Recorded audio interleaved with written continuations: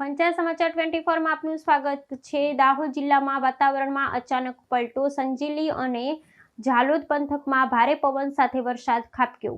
દાહોદ જિલ્લામાં વાતાવરણમાં અચાનક પલટો નોંધાયો છે, જેના પરિણામે શનિવારે વહેલી સવારથી જ સમગ્ર વિસ્તારમાં આકાશમાં ઘેરા વાદળો છવાઈ ગયા હતા। દાહોદ, ઝાલોદ, લીંબડી, ફતેપુરા અને સંજેલી સહિતના વિસ્તારોમાં હવામાનમાં આ નોંધપાત્ર ફેરફાર જોવા મળ્યો છે। ખાસ કરીને સંજેલી પંથકમાં તેજ પવનના સુસવાટા સાથે કમોસમી વરસાદની શરૂઆત થતાં સમગ્ર પંથકમાં ઠંડક પ્રસરી ગઈ છે અને માર્ગો પર વરસાદી પાણી જોવા મળ્યા છે। આકસ્મિક વરસાદ અને શીતળ પવનોને કારણે છેલ્લા કેટલાક સમયથી અસહ્ય ગરમી ને ઉકળાટથી ત્રસ્ત સ્થાનિક નાગરિકોને મોટી રાહત મળી છે। વાતાવરણમાં આવેલા બદલાવની સીધી અસર જનજીવન અને દૈનિક કામગીરી પર જોવા મળી રહી છે। બીજી તરફ કૃષિ ક્ષેત્રે પણ આ ફેરફાર અત્યંત મહત્વપૂર્ણ બની રહ્યો છે।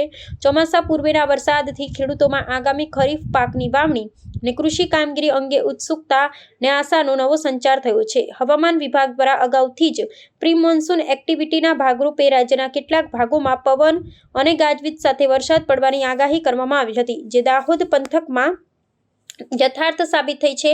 હવામાન નિષ્ણાંતોના મતે આગામી થોડા કલાકોમાં પણ જિલ્લાના અનેક સ્થળોએ વધુ વરસાદ થવાની પ્રબળ સંભાવના છે।